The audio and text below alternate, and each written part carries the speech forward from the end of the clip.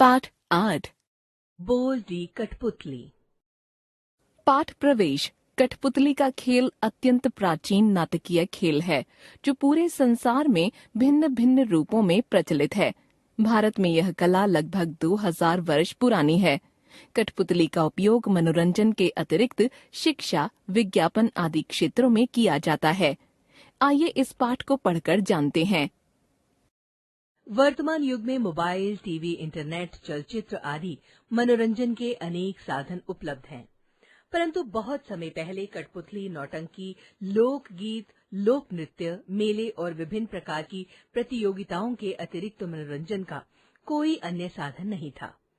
संस्कृत के प्राचीन ग्रंथ अष्टाध्यायी में पुतला शब्द का प्रयोग मिलता है।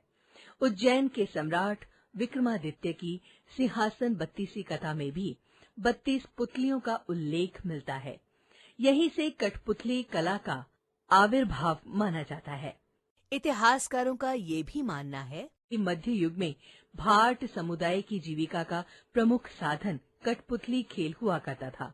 भाट गांवों तथा गिराओं घूम घूमकर पौराणिक कथाएं, गंगा मैया कथा, शिव पार्वती विवाह आदि और राजाओं, वीर योद्धाओं, आल्हा उदल, पृथ्वीराज चौहान आदि की वीरता और पराक्रम की कहानी कठपुतलियों के माध्यम से गा गा कर सुनाया करते थे।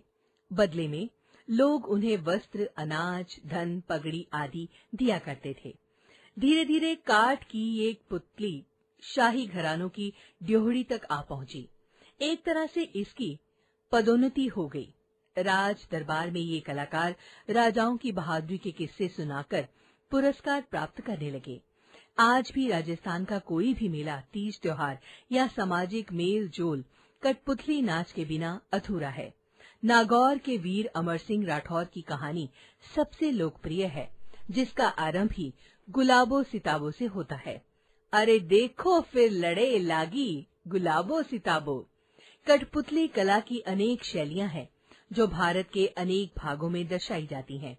पश्चिम बंगाल में यह पतूल नाच, उड़ीसा में साखी कुंदेई, महाराष्ट्र में माला सूत्री बहुली और कर्नाटका में गोम्बिएटा, बिहार में यमपुरी के नाम से जानी जाती है।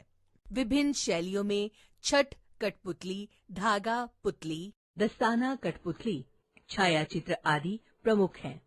छाया कठपुतली चपटी होती है और चमड़े से बनाई जाती है।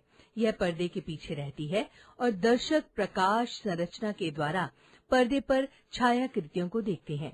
केरल, आंध्र प्रदेश, कर्नाटक और महाराष्ट्र में इसे बहुत पसंद किया जाता है। चीनी छाया थिएटर, जावा तथा बाली में छाया कठपुतलियों का लंबा इतिहास है। विश्व के अनेक देशों में कठपुतली लोक कला का प्रचलन आज भी मिलता है।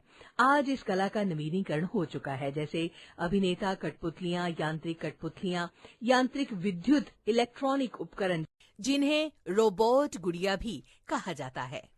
अभिनेता कठपुतली बहुत बड़े आकार की होती है, जिसमें 8-10 फुट के आकार के अंदर एक अभिनेता छिपा होता है। वियतनाम में लकड़ी की कठपुतलियों का शो पानी के सरोवर में किया जाता है। जो काम कभी कभी पुस्तकें, भाषण, विज्ञापन, चलचित्र और कानून आदि नहीं कर पाते, वह बेजान चीजें कर जाती हैं। एक समय था जब चेक गणराज्य की अपनी भाषा लगभग लुप्त हो चुकी थी। नए शासक ने उन लोगों पर जर्मन भाषा थोप दी। धीरे धीरे वहां की अपनी भाषा को बोलने वाले लोग बहुत कम रह गए। सालों बाद जब शासन का तख्ता पलटा, तब मुट्ठी भर चंद लोगों ने कठपुतली के खेल के माध्यम से इस कार्य को अंजाम दिया। ग्रीक में टेराकोटा कठपुतली गुड़िया होने के सबूत मिलते हैं। मिस्र की कब्रों में भी मिट्टी और हाथी दांत से बनी कठपुतलियां मिली हैं। वर्तमान युग में कठपुतली खेल केवल मनोरंजन का स्रोत नहीं, बल्कि इसके जरिए सामाजिक, राजनीतिक व धार्मिक मुद्दों, स्वास्थ्य, पर्यावरण आदि अनेक समस्याओं से संबंधित मुद्दों के प्रति जागरूकता लाने का प्रयास किया जा रहा है। हाल ही में बेटी बचाओ बेटी पढ़ाओ वोट डालने, कोरोना टीका लगवाने, स्वच्छ मास्क पहनने जैसे अभियानों का इसी कला के माध्यम से प्रचार प्रसार किया गया।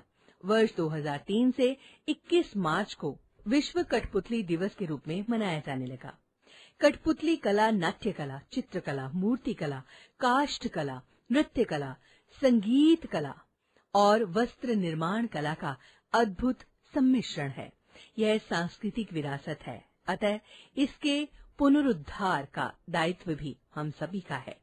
हम अपनी लोक संस्कृति को यूं ही समाप्त नहीं होने दे सकते।